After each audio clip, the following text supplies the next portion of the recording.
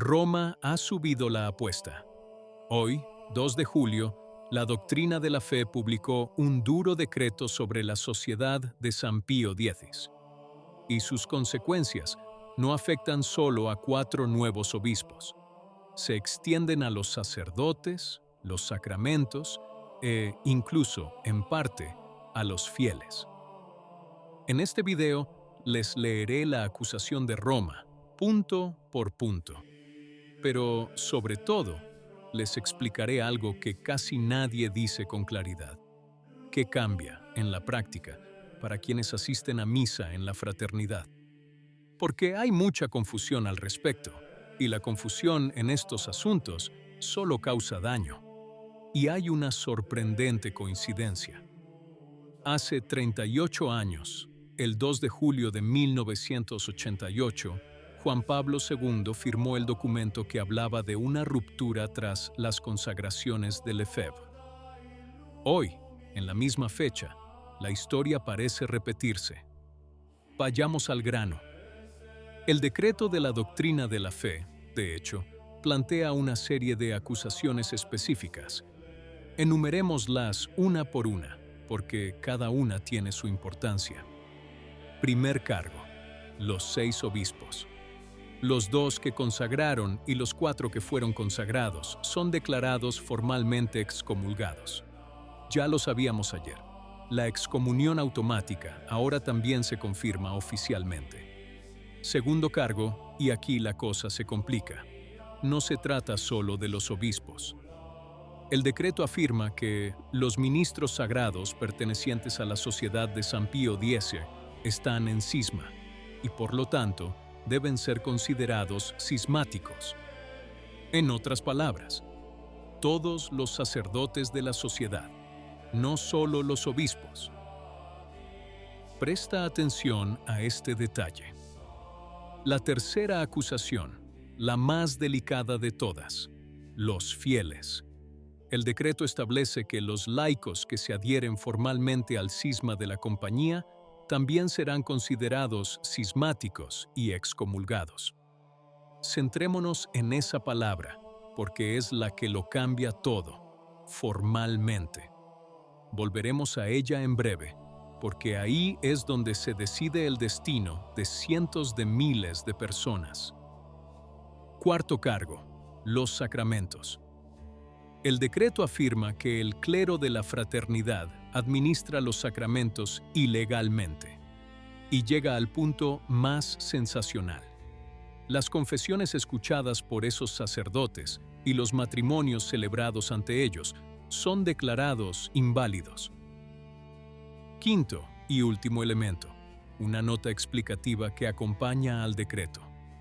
En ella se afirma que todos los intentos de reconciliación, desde Pablo VI en adelante, han fracasado.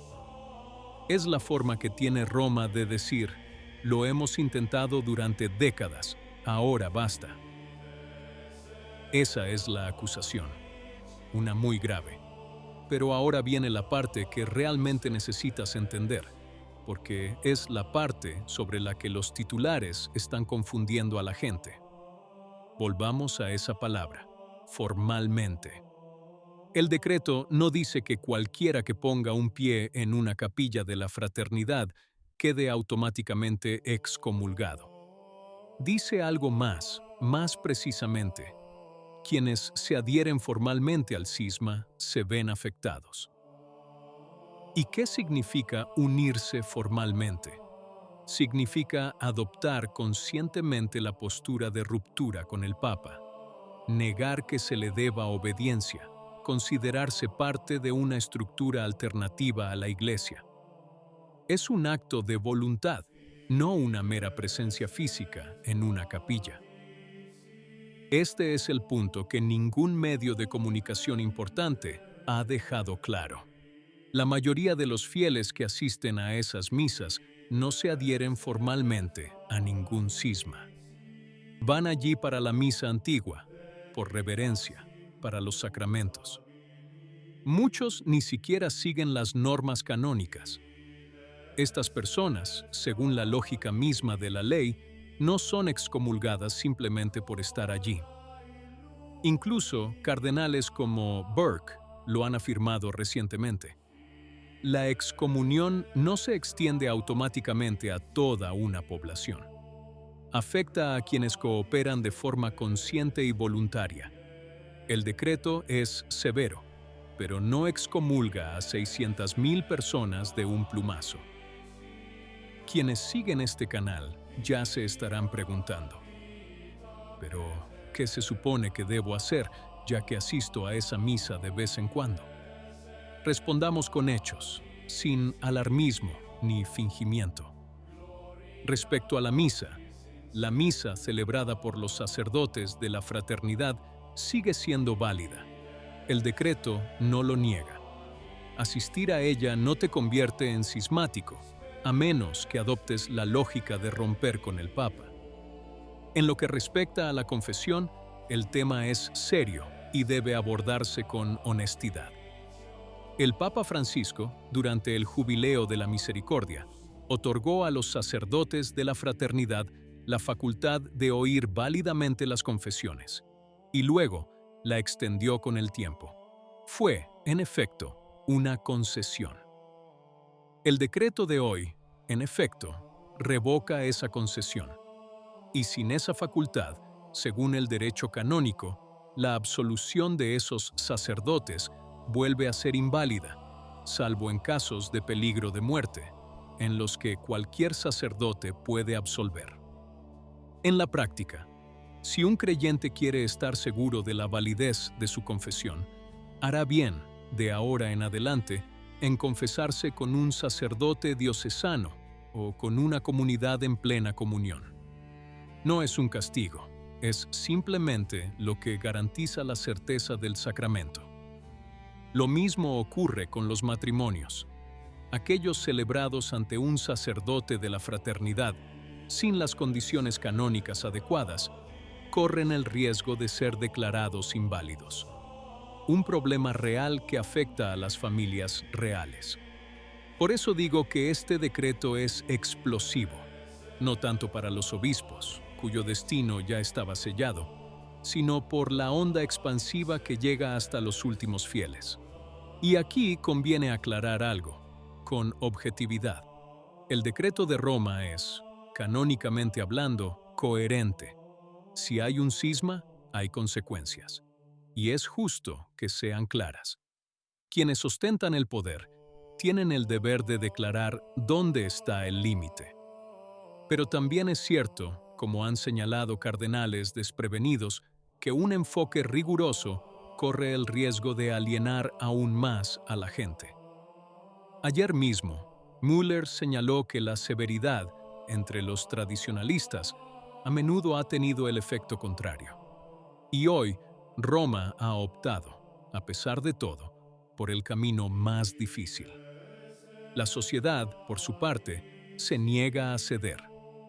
El nuevo obispo, Goldade, afirmó en su primer sermón que la Iglesia modernista destruye todo lo que toca. Son palabras duras que revelan la profunda distancia que aún separa a ambas partes. Sin embargo, aún hoy, no todo está cerrado. El propio cardenal Fernández, quien respaldó la línea dura, afirmó que el diálogo será posible en el futuro. Tomará tiempo. Y la historia nos enseña que, a raíz de la escisión de 1988, nacieron comunidades reconciliadas, vinculadas a la antigua misa y en plena comunión con Roma. Así pues, la situación actual es la siguiente. Un decreto muy severo que declara cismático al clero de la fraternidad e invalida sus sacramentos, pero también una distinción que se mantiene y que protege la conciencia de los creyentes comunes. Y el consejo, para quienes se preocupan verdaderamente por su alma, es el mismo de siempre. Ante todo, la certeza de los sacramentos. Se puede buscar la misa antigua, y se encuentra en muchos lugares, incluso oficiada por sacerdotes que cumplen plenamente con las normas de Roma. Porque la tradición no nació con la fraternidad, ni termina con un decreto. Pertenece a toda la Iglesia. y nadie puede arrebatársela a los fieles que legítimamente la desean. Esto no es una victoria para nadie, es una herida. Y ante una herida, un cristiano ni se alegra ni se desespera. Ora, permanece fiel y le pide a Dios que la unidad se restablezca algún día. Porque lo que está en juego no son las credenciales de un partido, sino las almas. Y las almas merecen claridad, no eslóganes. Por eso intentamos ofrecérsela. ¿Qué opinas? Si te gustó el video, comenta Amén. Que Dios te bendiga.